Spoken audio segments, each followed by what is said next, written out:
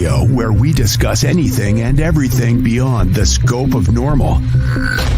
On UPRN Talk Radio FM 107.7 in New Orleans and FM 105.3 in Mississippi. If it's unexplainable, we're talking about it. Whether you're a believer or a skeptic, we cover everything where the unknown becomes the known.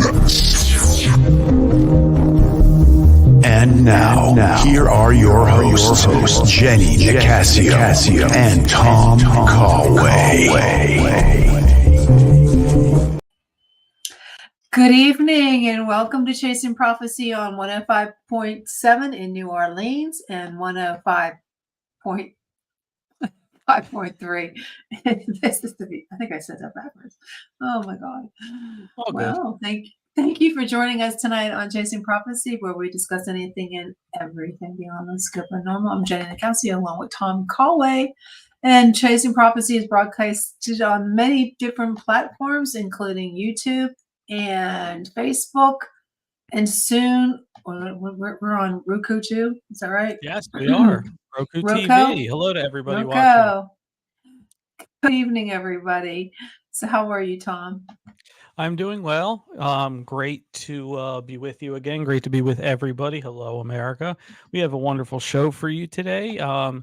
We have an author that not here at the moment, but hopefully he'll hop on here soon and talk about his book, Evolution Ended, and get and pick his brain on how technology has made it a little easier for us to get on with our lives, which I guess to some degree is true. But anyway, we'll hear about his topics later. But either way, I guess Jenny and I can talk about real quick first. Our little family here at Chasing Prophecy grew a little bit over the last week. We have 3 interns now with us that will be helping us with the show.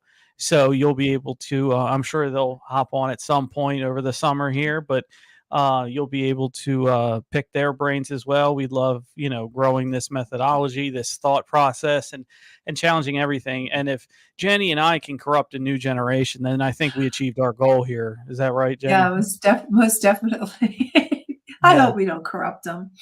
No, I hope not. But, we have Emma, we have Nicole, and we have Haley, and they will be helping us behind the scenes. You might not see them right away, but I'm sure you will see them and hear from them and interact with them on our social media feeds.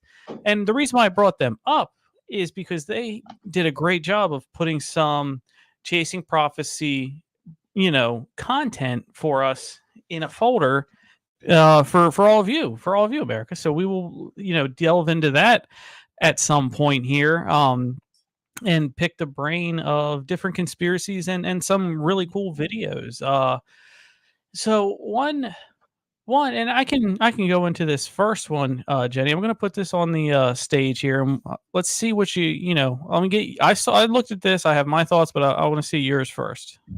Okay, it's definitely looking for its candidate. It's like fucking going. So this was taken over the southwest of the United States. It looks like a halo or an aura around a dot in the sky. No.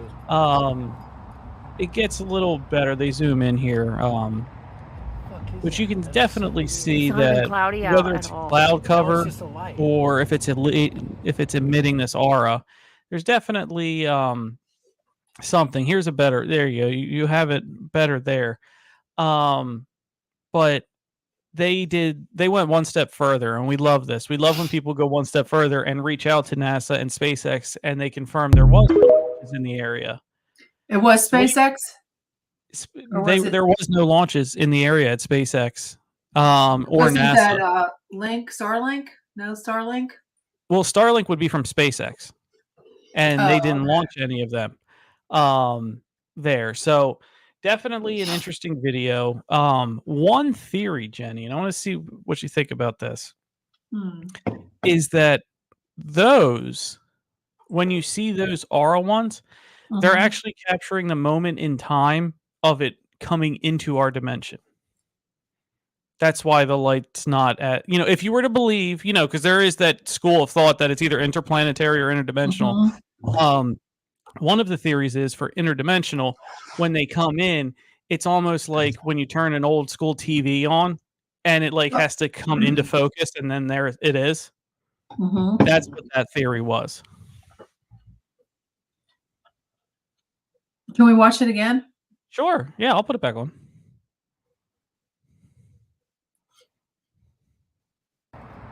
So here, Looking starting for its over. candidate. It's like fucking going. As you can see, now this is their focus, but as you see that there's a nice halo around this, I it looks wanna like go it's pretty inside. long.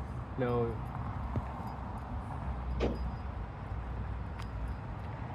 Fuck is that? That is so weird. It's not even cloudy out at all. Now it's just a light. And do you hear him say, now it's just a light? Yeah. And here you can see the extra brilliance of it, how Yeah. very white. Lot That's one more. thing I noticed. It's not a regular, it's very, very white. Oh yeah. I can see that. So I can see that. definitely interesting. And I wanted to start off with that one. Just because it's a newer one. We like to promote those videos. Oh And, yeah. It's I don't know. It could be just it can't be a reflection in the camera, could it? I mean, not that far up and not changing, how that is, or changing the form of it. Just interesting. We'd like to see yeah, it. But it is very interesting. so Looks like our guest is in. Our guest is here. Do you want to, or would you like me to read the intro? It doesn't matter either or. You can read it if you want. Sure. So, ladies and gentlemen, we're about to introduce JJ Jerome to the show. JJ Jerome is an award-winning engineer and futurist who used his unique background in brain science and electronics to become a seminal influence in numerous cutting-edge technologies. He is an internationally acknowledged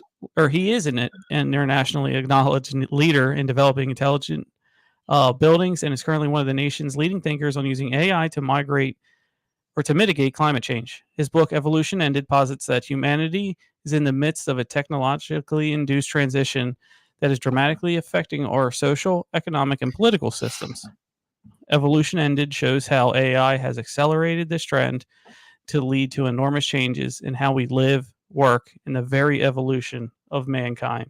So everyone, welcome JJ Jerome to the show. Hello, JJ. How are you today? Welcome to the Hi, show. Tom. How are you? Hi. I'm doing well. Good. Doing well. Yeah, welcome to Chasing Prophecy. You're on, oh man, I think we're at 30 different online radio networks, as well as 105.3 on the Gulf Coast FM on the radio, and 107.7 FM in New Orleans. So a little bit of South and all over the internet here today, JJ. Well, thank you. Thanks for the opportunity. Great. You're so welcome. So Jenny and I are authors. I want to give respect to you. We know how this process is to go through with all of that. I guess as a toss-up, what gave you the passion to write this book to start off? Well, I think the main thing is that the world is changing. We see it every day. Just look around you. I think it's undeniable. Absolutely. And in certain ways, we're in a lot of chaos. And after thinking about it, with my background in brain science and my background in artificial intelligence, I started to think that this was just more than a coincidence, that mankind is actually changing. Absolutely. And I bet you felt that call to action that, hey, I need to get something out there to tell people. Yes. I mean, I think we're all confused. Things are happening very quickly. The world proceeded relatively slowly from the time of the caveman through tribes, through the Middle Ages. Things weren't that much different. But starting in the late 50s and 60s, right after World War II, we had a technological revolution that really has begun to change everything. It started out in 1960 with medical technology. The birth control pill, for example, gave us the opportunity to control who would reproduce and who wouldn't by their own choice. People survived because we had antibiotics, we had good surgery, we had anesthesia. And so survival of the fittest evolution started to change. And as we moved forward, We all had tools that we never had before through computers and the internet, software, new tools for communication, new tools to help us do things that maybe we weren't smart enough to do. We didn't have to be a strong guy to go out and kill food. We could go to the supermarket and drive there in our car. We didn't have to even in later times be sexually attractive because we had cosmetic surgery and a lot of things to attract a mate. So every natural system has been derailed by technology, and now mankind is heading in a little bit different direction. Yeah, I mean everything you said there. Yeah, everything you said there, is true. Cutting edge science has made us be able to live longer, eliminate disease, or lessen impacts on disease. Give people choices to procreate or not, and or to aid also in that procreation as well. So I guess that's mainly 90% of that is mainly on humans too, technology versus humans, you know what I mean, or on humans. So I want to ask you, what differentiates human evolution from the rest of the animal kingdom then? Well, it's very interesting. Most of it has to do with the development of our brain. And believe it or not, in our heads, we have 3 different brains that evolved at different times. We have the reptile brain, which is the back part of our brain. It's called the cerebellum. And that controls our normal motion, how we breathe, regular autonomic functions. And if you think about a reptile, it's really a nose on legs.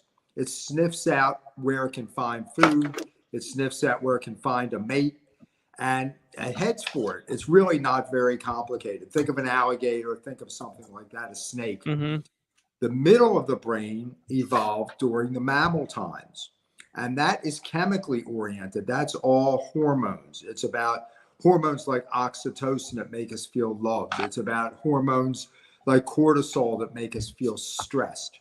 And that controls most mammals' day-to-day behaviors. And then the third brain is the neocortex. It's the wrinkly part that wraps around that midbrain. And rather than being hormonally oriented, that's oriented towards computation through neural networks. These neural networks give us the ability to do precise language being a very key thing to what makes humans different, both written and oral. It gives us the ability to plan into the future, to think about what our life would be, whether we got an education or whether we became a laborer. It gives us the ability to understand math and do math. And that's the main thing, especially language, that differentiates humans from the other animals. Well, excellent answer.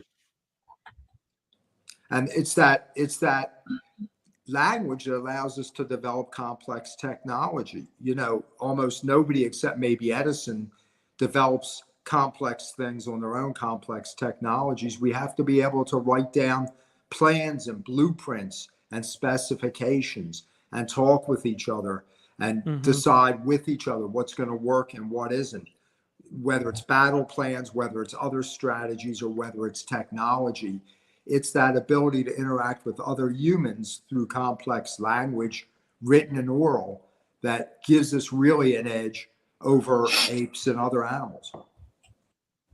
Interesting. Yeah, very interesting. So one thing you said there that I would like to pick up on is, I was raised in a small town. You went out and you talked to each other, you worked with each other, and that's what you said. You work and talked with each other on blueprints to figure out, with your group, your tribe, whatever you want to call it, your immediate people, to figure problems out. Can you talk a little bit about the importance of tribes in evolution, and with everything like people wanting to be more isolated now, is that declining? Well, tribes were the fundamental unit to allow human survival. A simple family couldn't necessarily survive on its own. And even if it could, the gene pool was too small. If they inbred, they would have problems eventually. So a tribe was the right size unit to permit survival. And the way we know this is that no matter where you go, tribes were how people existed in ancient times, whether it was the Aborigines of Australia, the Native Americans, the tribes of Israel. Everybody existed in tribes. The tribe was big enough that any changes in DNA, any evolution would be prominent in that tribe. It wouldn't get diluted because the tribe wasn't that big. And yet it was big enough to keep genetic diseases from dominating. It also gave enough people to win battles with other tribes, to get food, to have agriculture, to have someone watch the children all at the same time, to have some forms of commerce. So the tribe was this basic unit that allowed evolution to prosper, and it allowed DNA to move forward. When tribes would battle each other, typically the winner had better DNA. They were stronger, faster, more survivable, or they were smarter and they had better weapons or better strategies. And that continued to allow us to evolve forward. So now if we fast forward into the Middle Ages, I'm sure you guys have watched Game of Thrones, right? Oh, yeah. Everybody Oh, yeah. has. So it's the same basic thing. They're tribes, but in this case, they have warlords and they have castles, but it's just the same basic thing with tribes. And they have Jason Momoa there, right? Who's the biggest, strongest warlord of all. And in the old days, that was the alpha male. And that alpha male was the toughest person around.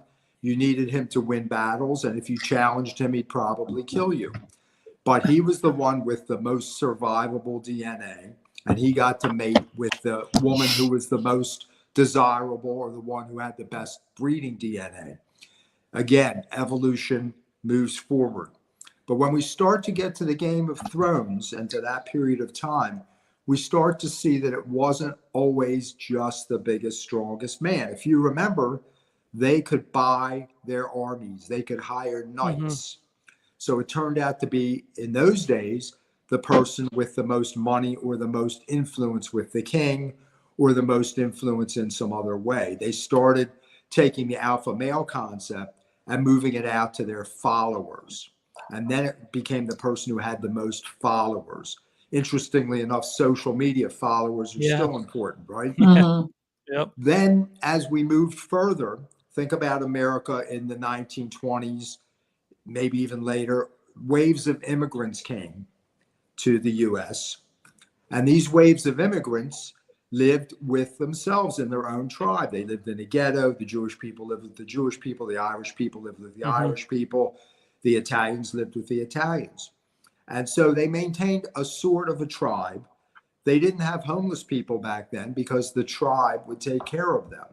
They wouldn't let a child be homeless. They'd get Uncle Murray to give them a job. There's somebody in the tribe would take care of them. The tribe took care of its own. It also set social standards. You believed what the tribe believed, and the tribe impacted you in the ways of social norms. You got married before you had children. You did certain things. You took your kid to be christened, all that sort of stuff, depending on your tribe. Or if you were Jewish, you took them to be bar mitzvah. Whatever it was, that's where you got your social norms. 1950s comes, 1960s, these tribes start breaking up in America. We don't start living in ghettos anymore. People have a diaspora through the country. And we start to get our social cues from television back then. Donna Reed, all the family shows, Father Knows Best.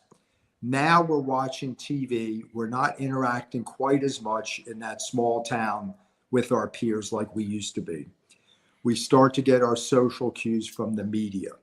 And in the 1950s, it was great because all those people on TV were great people and you wanted to be like them. But now we've moved forward. We're now in the age of social media, and we're getting our social cues from a lot of different people, not necessarily people who all have good motivation, not necessarily getting facts, not necessarily behaving in the way that a tribe would promote. Now we're individuals. And since COVID, people are even more isolated. They don't have the support system, the social support system that was so important in the tribal days. And so you hear about loneliness, you hear about all these things. A lot of it is we don't have the support of our tribes.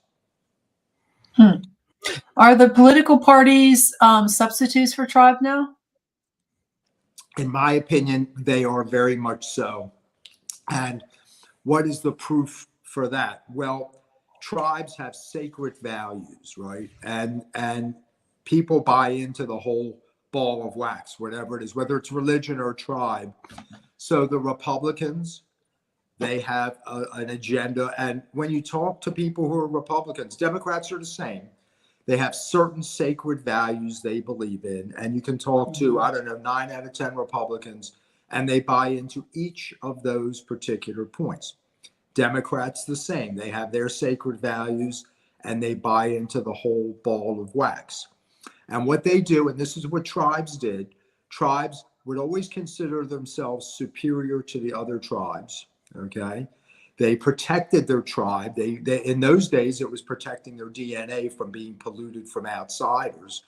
But it's the same thing, because inherently in that mammal brain of ours, not the forebrain where we do all this computation, but in that hormonal brain, being in a group of like-minded people makes you feel loved. It makes you feel accepted.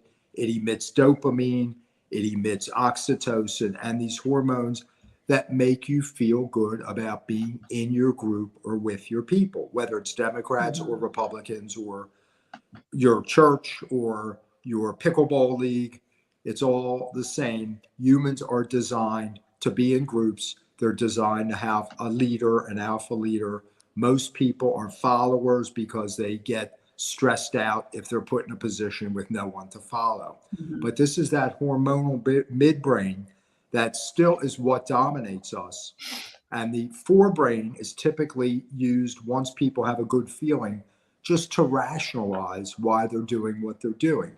So they do what feels good, and then they get 22 reasons that they think of as to why that's the right thing to do.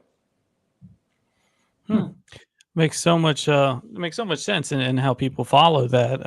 And you're right. You know, when you're around like-minded individuals, yes, everyone's in a better mood. I want to shift the topics here a little bit into AI. I've worked in IT for many years. I know, you know, the goings on with AI and how much of a double-edged sword that can be. The thing is I've said on this show before, do I think there's an all-out war between robots and humans coming? Absolutely not. But there's so many other ways that AI can destroy humanity without ever picking up a weapon. And it's by destroying creativity. It's by destroying drive. It's by destroying skill sets that computers take over. And then after so many generations, the humans that are on this planet don't know how to do that anymore. So, let me ask you, because I want to pick your brain about this, because when I read some of the stuff that was sent over, it really made me ask a lot of questions. So my question to you is, what is AI's relationship to evolution? Well, it's very interesting that you asked that. And part of the reason I wrote the book Evolution Ended is to show people where we might be heading. I mean, I don't have a crystal ball too much more than anybody else, but all these thoughts that you said, I think a lot of people are thinking. And so the first thing to think about is that we used to survive and evolve because either we were strong or smart. And having smarts really helped, okay? It helped people survive. It helped them have good lives. So now we're in the age of artificial intelligence. And just look at the analogy of Google Maps. You used to be able to navigate. Nobody can navigate anymore. Yeah, that's true. You can't even get to your friend's house anymore without directions. We are losing our abilities quickly. Think about math and think about before the calculator, people could do math in their heads. And now hardly anybody can. So AI is taking away, and I don't think AI is bad. Don't get me wrong. But when humans don't need to use something, they don't. And so the ability for people to write a good paragraph is going away quickly. Everybody I know uses AI to write things. Artwork. The cover for my book, interestingly enough, was done by an artist in Nigeria, of all things. And that was done about 3 years ago when she first did it. And I wanted to make some modifications. And I said to her, hey, can you find that old piece of artwork? And she said, I don't do art anymore. I just work with AI art packages. Now, this is a woman in Nigeria 2 years ago. Yeah. Okay. Wow. And she will lose her artistic ability from not using it. Yep. Okay. Yeah. So think about now people are seeing AI therapists, and the AI therapists have great empathy. We may lose our empathy for each other. We may lose our creativity.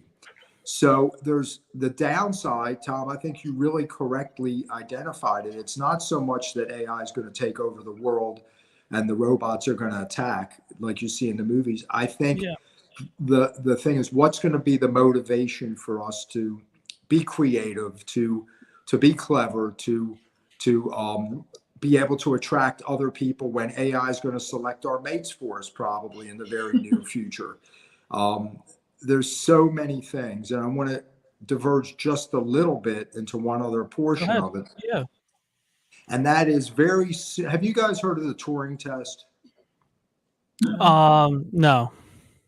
So there was a famous mathematician who helped break the Nazi codes during World War II. His name's Alan Turing. And he's worth looking up for your listeners. Very famous and interesting guy. He was thinking about robots and AI way back when in 1950. And he came up with a test to decide whether a machine was really thinking or not. And it's called the Turing test. It's still well known. And the criteria was that if there was a conversation through texting between three entities, two of them were human, the third one was unknown. If the unknown entity was a computer and the humans couldn't tell it was a computer, then the computer passed the Turing test. So it's kind of like it walks like a duck, it talks, it quacks like a duck, then it must be a duck. Yeah. So if this looks and sounds like a human, or at least sounds like a human, then what's the difference if you can't fool it, if you can't, see a difference? Well, what's going to happen one day and soon is that we're going to have avatars for all of us. And let's say we have an avatar that looks like our kid's grandma, and grandma's long passed, but the kids are talking to this grandma avatar and don't realize that it's not grandma who lives in, let's say, San Diego. And the grandma is going to tell them stories about the kids. It's going to tell jokes, play games, do all the things that a human grandma would do. At some point, somebody's going to say, we have to turn grandma off.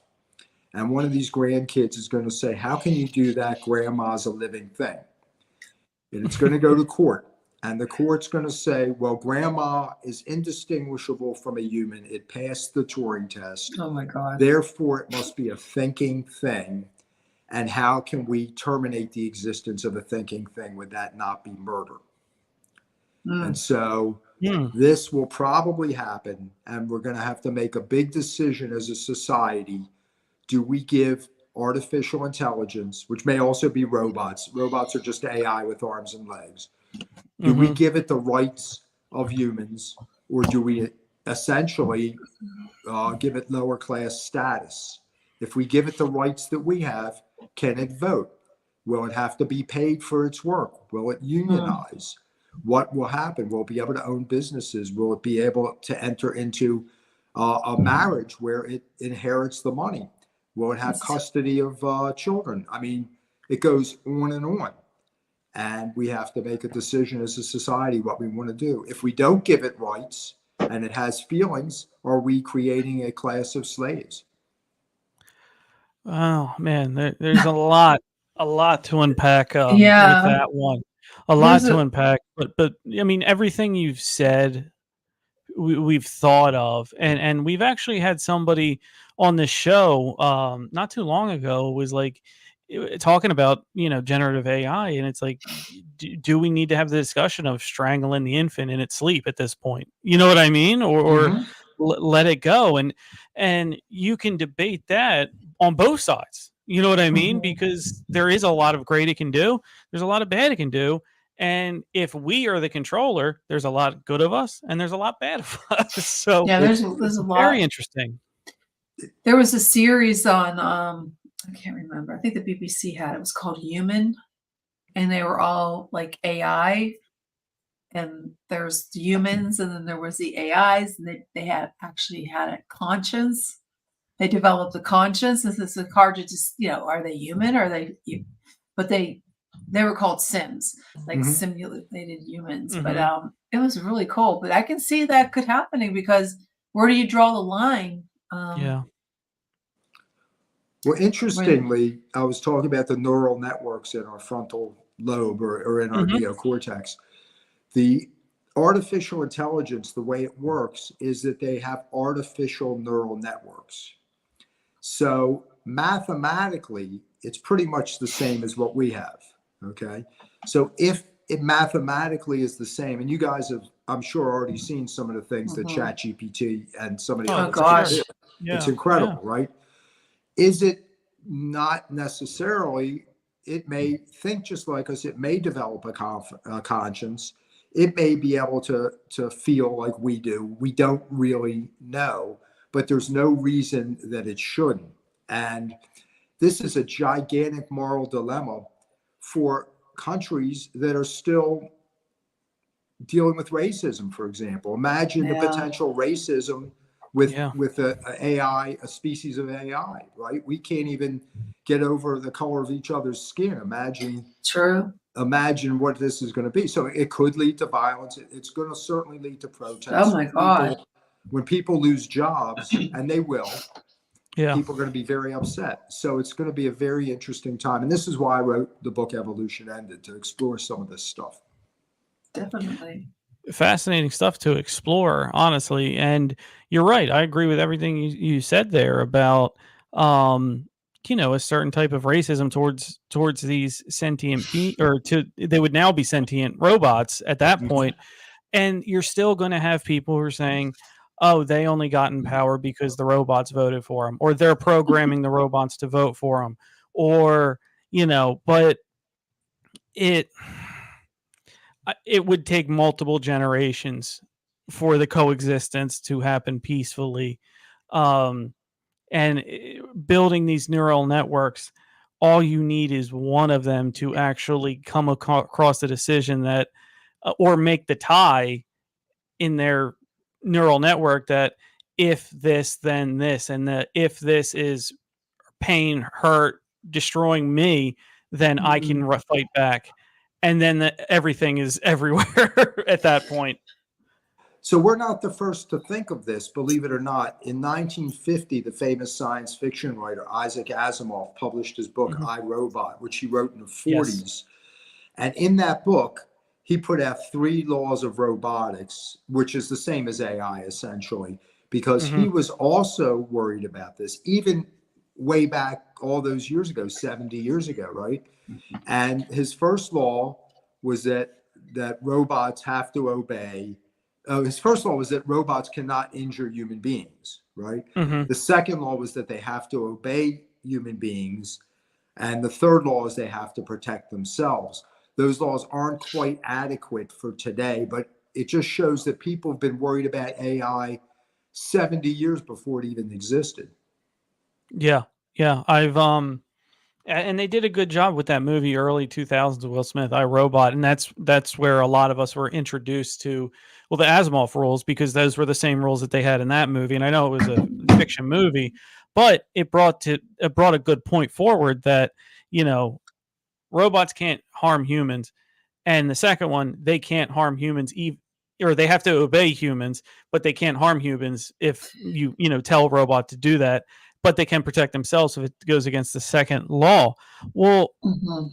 you're telling me none of this AI can do rational thinking to convince itself that 3 is higher than 2 at some point? You're Um, absolutely right. Exactly. Make it, eventually it's gonna catch up to us, because if we give them all our power, like you said, human beings will we exist anymore if we give them all, like we were talking about, like letting AI do everything. yeah, They basically and do everything pretty Mm-hmm. much. Mm-hmm. yeah, but I think fundamentally we're oil and water with them. We are emotional, they're rational. We're Mhm. not, the friction's going to happen. And again, with oil and water, how they separate, you know, man, as much as we want to be rational, you cannot compare to something that's designed to just only listen to rationality. And in fact, we can't be rational. Very few humans, you know, if you watch the old Star Trek, Mr. Spock was rational. Yeah. And it wasn't comfortable to be around him. People are not comfortable even because we interact through emotions. All those hormones interact. When somebody walks in the room, you know immediately if you're going to like them or not. And until they show you otherwise, you know who you're attracted to and you're not. And some of that is, if it's on a sexual level, you know what kind of DNA, your DNA knows what kind of DNA it wants to mate with, right? But even just friends, you know who's in your group and who's not, who makes you feel comfortable. So what's going to happen, I don't know, but I know we also need AI. In many first world countries, the population is diminishing really quickly, below replacement level. If in the United States, the only thing that keeps our population up right now is immigration, and that's a whole topic to itself. But the point is, in most first world countries, we're losing people, and most of the time that leads to economic demise. But if we have AI, we would have enough productivity that even though the population is declining, we can still be as productive as a country. We could still manufacture goods. We can still produce. I'll give you an example. The movie industry. We are the world's biggest exporter of entertainment.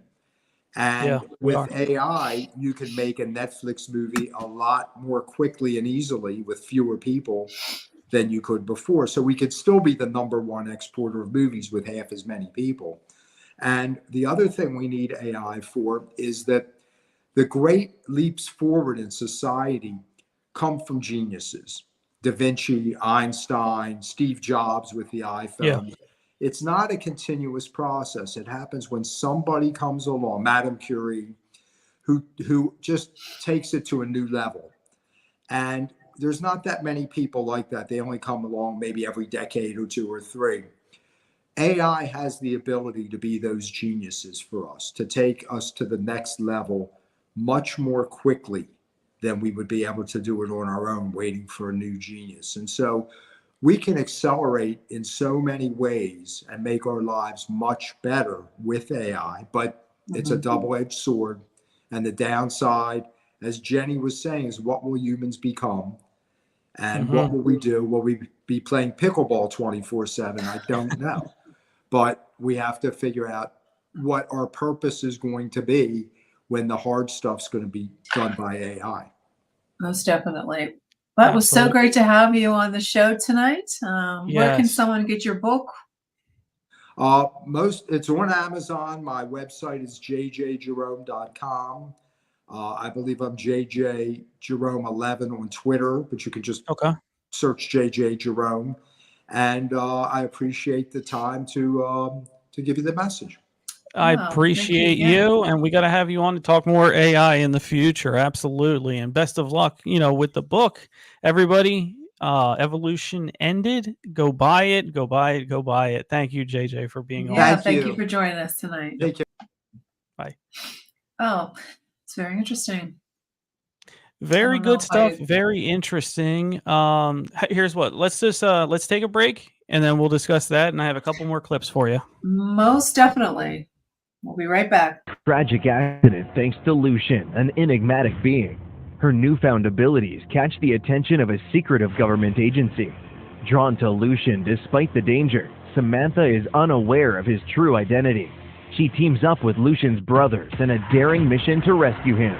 Accused unfairly, Lucian seeks refuge on his distant homeworld. Can Samantha prove Lucian's innocence and save their forbidden love? From the Sky by J.E. Nicasio. Available now. Get your copy on Amazon and BNN. Over the centuries, occurrences from the enigmatic realm have become less, enigmatic. So if conversations about the supernatural, myths and legends, mind-bending conspiracies, and haunting stories of ghosts are things you take seriously, we have the podcast that you can call home. Chasing Prophecy. Just because something is unexplained doesn't make it any less real. We're more than just a podcast. We're a community for those who dare to look beyond the scope of normal. For those who are aware of the abstract and interact with a show that speaks to them. Broadcasting from Pittsburgh and Philadelphia, the show stands out as the city's premier paranormal radio program, airing every Tuesday at 7 p.m. Eastern. Come and hang with host Jenny Nicasio and Tom Conway on Chasing Prophecy.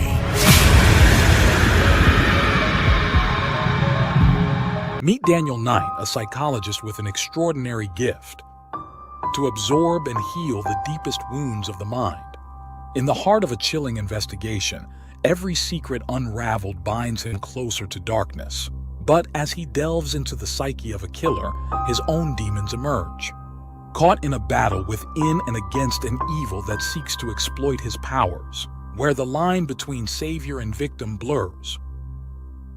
Dare to heal the wounds of the mind. Healer. Read it today. Welcome to the extraordinary world of the Chasing Prophecy radio show, where we delve into the mysteries of the universe and the depths of the human mind. Our listeners are a unique blend of curious minds and adventurous spirits, always eager to learn, explore, and discover. They're not just listeners, they're a community. And what better way to reach this vibrant, engaged audience than by advertising with us? When you advertise on Chasing Prophecy, you're not just buying airtime. You're becoming a part of a conversation, a part of our family. We offer a variety of advertising packages tailored to fit your needs and budget. And with our dedicated team, we'll ensure your message resonates with our listeners. So why wait? Grab this opportunity to amplify your brand with Chasing Prophecy Radio Show. Let's embark on this journey together. Chasing Prophecy Radio Show, where your brand meets our community. Fill out our advertising form on our website, www.chasingprophecyradio.net, to get started. That's www.chasingprophecyradio.net to get started.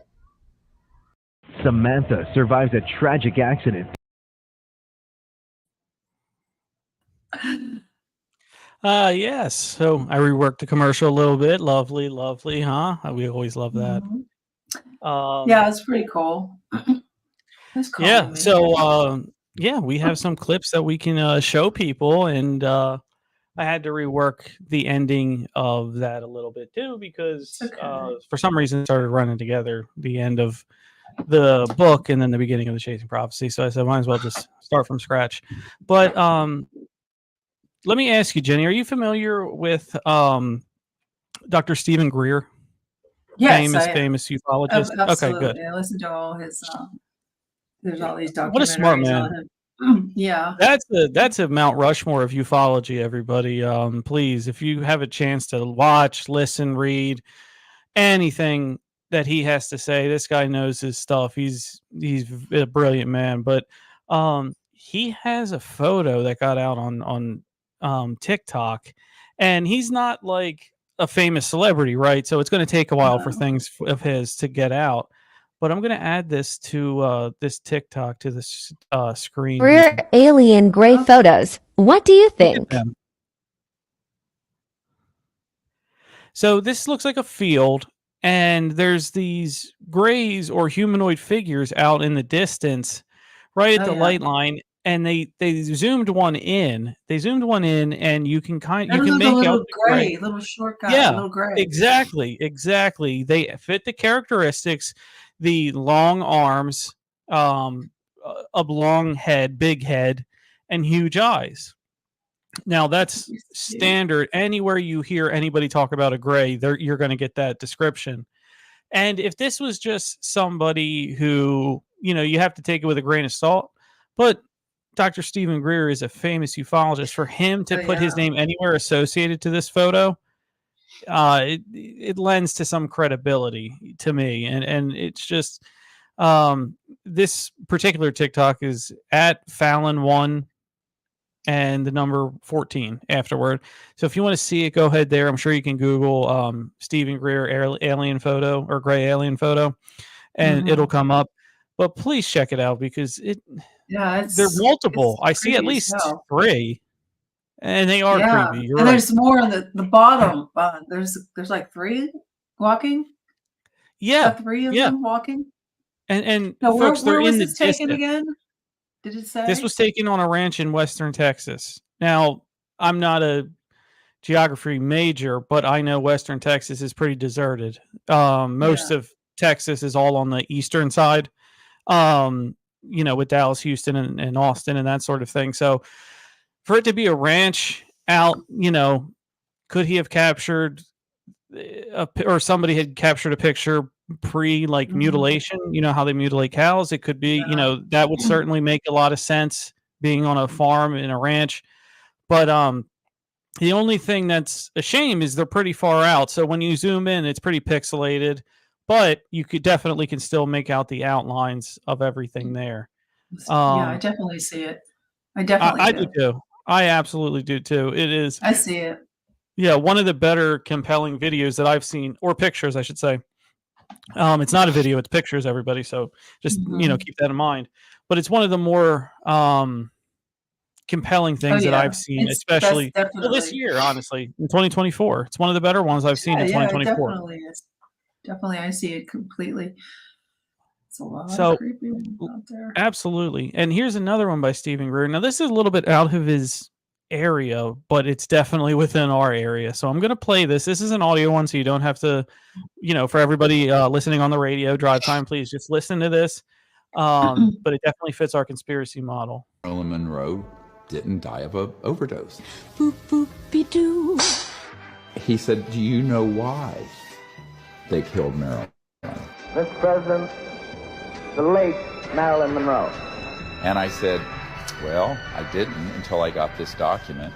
It's a virtual death warrant because she was found a couple days later. 3 August 1962, a wiretap of telephone conversations between reporter Dorothy Kilgallen, who was looking into Roswell and other UFO issues, and her close friend Howard Rothberg, from wiretap of telephone conversation of Marilyn Monroe and Attorney General Bobby Kennedy. Rothberg discussed the apparent comeback of the subject with Kilgallen and the breakup with the Kennedys. This is referring to the fact that Marilyn Monroe had been having an affair with not one but both Kennedy brothers, and it was becoming conspicuous, so they broke it off. Rothberg indicated in so many words that she had secrets to tell, no doubt arising from her trysts with the President and the Attorney General.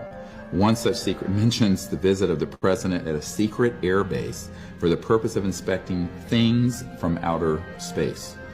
Now, this is 1962. Kilgallen said that if the story is true, it would be a terrible embarrassment for Jack and his plans to have NASA put men on the moon. We choose to go to the moon in this decade and do the other things, not because they are easy, but because they are hard. The subject repeatedly called the Attorney General and complained about the way she was being ignored by the President and his brother. The subject threatened to hold a press conference and would tell all. It's a tragic situation because she was an actress. She didn't understand the national security state and the viciousness of those who want to keep these sort of secrets. I didn't know she had a thing with both of the She the did brothers. have a thing with both of the Kennedys. And let me go one step further before I turn this over. You know what a FOIA request is, Freedom of Information Act request? Mm-hmm. Let me show you all something from my FOIA request. Okay. My eyes are burning. Can you see that? Sort of. Better? It's kind of small for me. Okay. Let me zoom in. Is that better? Yeah, that's better. Why in FOIA? So let me zoom out a little bit. You see, this is the CIA's website right here. Mm-hmm. Yeah. If she's just an actress, why are there documents in the CIA about Marilyn Monroe? Seriously, honest to God, why?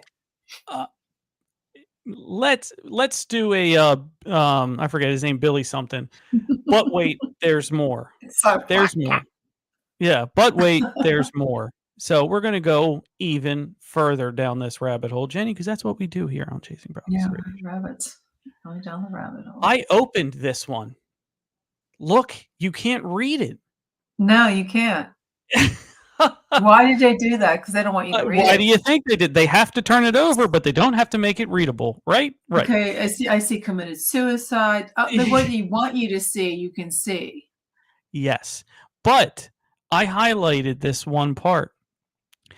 Thomas Coroner. This is the coroner, okay? LA County Coroner. Thomas Noguchi ignored evidence. I highlighted it, pointing to the murder when conducted the autopsy in 1962. It says it right there in a CIA document. And Marlo Spergilio said there is a diary that was last seen in the coroner's office on the date of Marilyn Monroe's death. The following day, it just disappeared and was stricken out of the inventory. That is from your government, America. That is right. You don't have to listen to me. Go look it up on the CIA.gov website. I mean, you don't make this stuff up. I mean, no, this is from, again, I'll zoom out, FOIA. This is for a Freedom of Information Act. You are allowed to go and get this, but they kind of ruined a lot of it. Yeah, Do you can't see all see of it. that? Yeah. It just goes to show you the government, No, it's a whole it's nother because show. she got, look, politicians, let me put it this way. And if this rouses anyone, good. Fuck them. So politicians are nerds. They are nerds with money. They are nerds with money that come from privilege. That's what politicians are. Ain't none of those nerds saw somebody with a body like Marilyn Monroe in 1960. I can tell you that. They were thinking with their head, and it wasn't the one on their shoulders. They got themselves in trouble because how are you going to impress a girl who you know damn well you're not as attractive as the people she's been with before? No doubt. So by telling her things that she doesn't know, you are running your mouth. You are telling secrets to get her in bed, essentially. Definitely. Now, when you run out of things to tell, Jenny, don't you raise the stakes?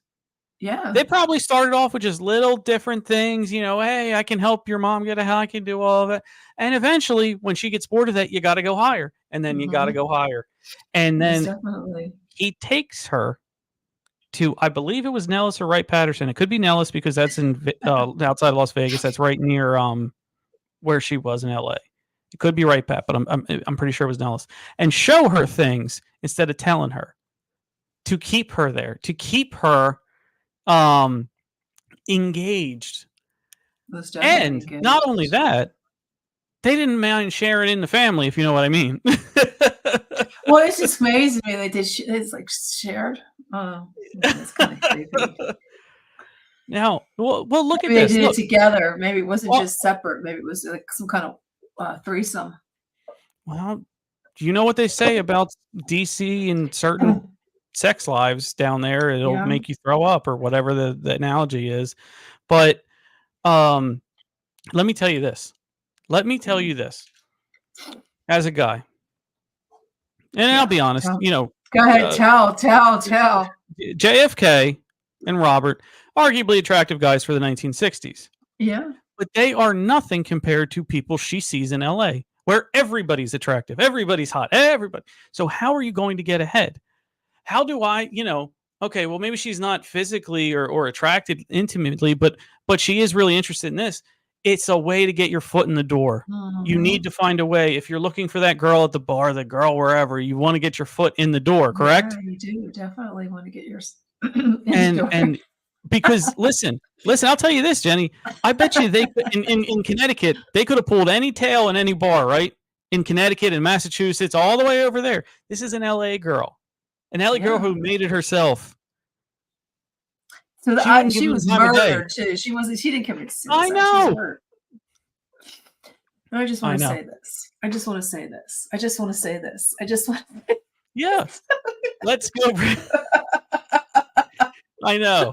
You know what you need? You need to have a shirt of the day and a hat of the day every time you come on. You got to put one behind you and then wear a hat of the day. Well, you know I what? know My Nicole head's too loves big it. right now. I know Nicole loves it. My hair's too big to wear my hats. 'Cause I have too Oh, much- no, it's not. I got too much. And the reason why I wear my sunglasses, I can't see right now. My eyes are so bad. I don't know what I got in them. You said no comment. But I think I might like this. I think I might like this. My sunglasses. Maybe I'll start doing this. Maybe like old Jason. Maybe from the old show. I wear my hats and my glasses There you go. because I can't breathe because I was outside. So it's like season of breathing. Yes. Yeah, It's a weekly I- battle for Jenny and the allergies. It's a weekly goes to battle war. for me for everything.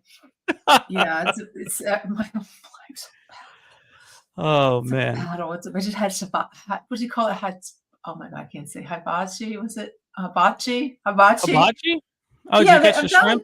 Well, yeah, my down here in my local, they had like a big farmers thing, and then they had food trucks, and I said, you know what, I'm going to go get some. I didn't know they had that. It was so good, so I had that. No, hibachi's really good. No, I went outside because it was after the storm. We had a little bit of a storm, and I can't breathe now because of all the pollen. Kind of Oh. killed me. Get some But Afrin.